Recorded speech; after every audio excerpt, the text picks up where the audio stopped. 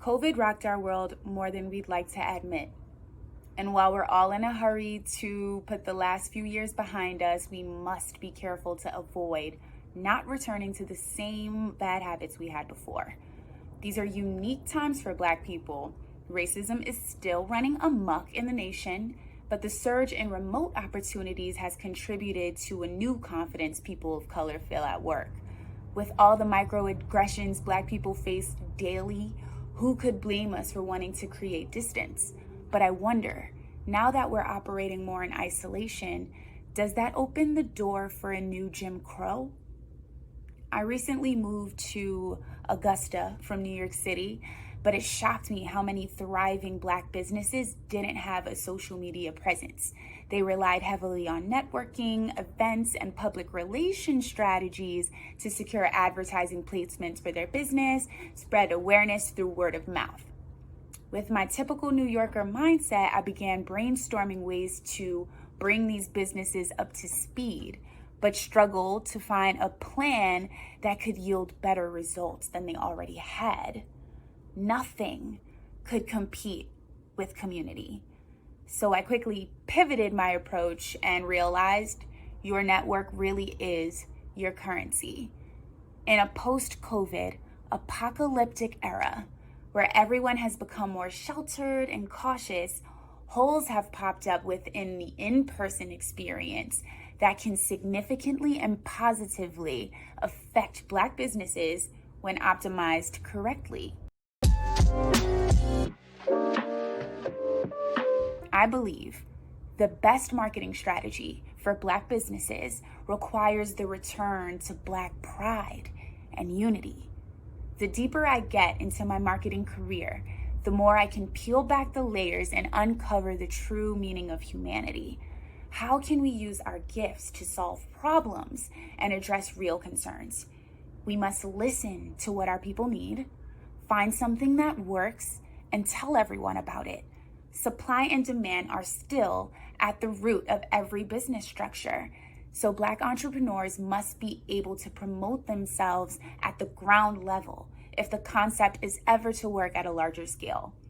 If you can't get people on your block to believe in your product, how will you be able to market yourself to the world?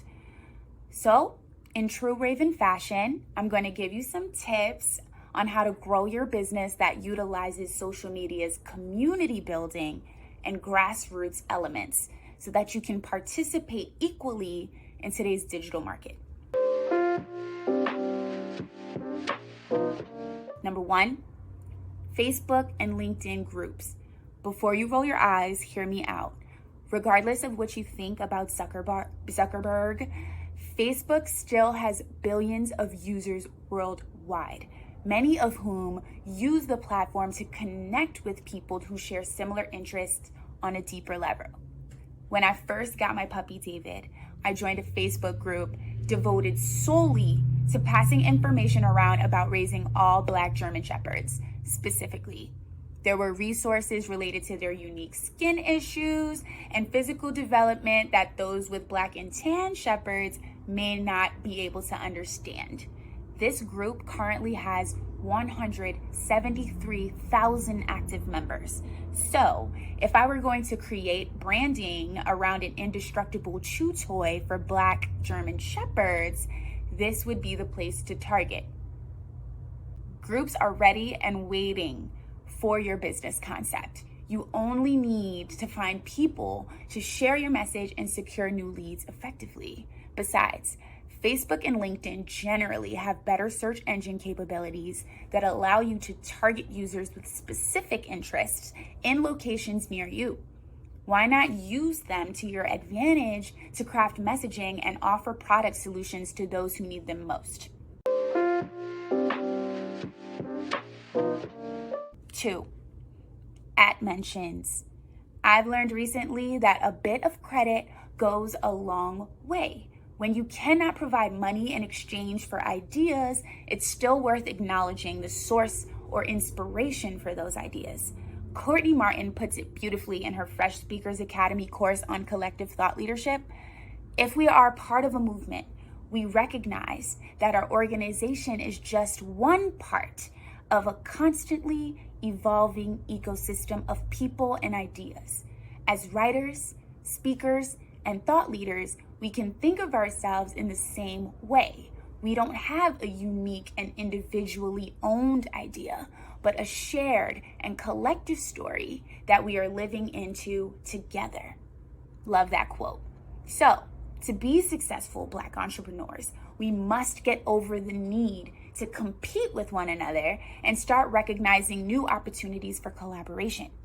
The act of partnership can be as simple as a retweet or share on Instagram. It can also be a direct quote, like I just mentioned, or an honorable mention in a piece you're writing that highlights someone else. Sharing wealth and circulating awareness are crucial for the longevity of our economic success. No judgment here, but how often do you speak to people that extends past a like or a quick emoji? That's why the third strategy is authentic engagement. When we're thinking about engaging on social media, we tend to believe more is more, when the key is to leave thoughtful comments on accounts with high traffic from your target audience.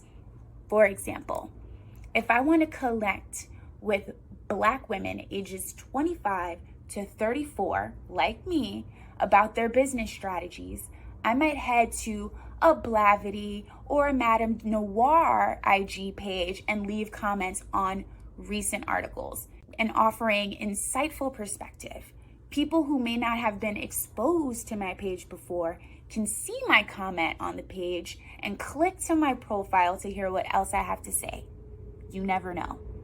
You can leave yes sis statements on your homegirl's page. Yeah, there's nothing wrong with that. But to amplify your business intentions, you must dig deeper and use social media more intentionally. Sometimes we get so comfortable doing things our way that we forget what it's like to work as a team. In slave days, white overseers forbade us to speak to one another in private. And I fear we've grown too terrified to communicate freely with one another now. So we dive into individual projects that we sometimes can't execute to completion because we're trying to do everything ourselves, rather than trusting someone is better equipped at a particular skill. Isolation holds us back and halts our progress. If we are to run our businesses with professionalism, efficiency, and integrity, we must remember that to go fast, we go alone, but to go far, we go together. Stay blessed, soldiers. With love, Raven Ariana. Peace.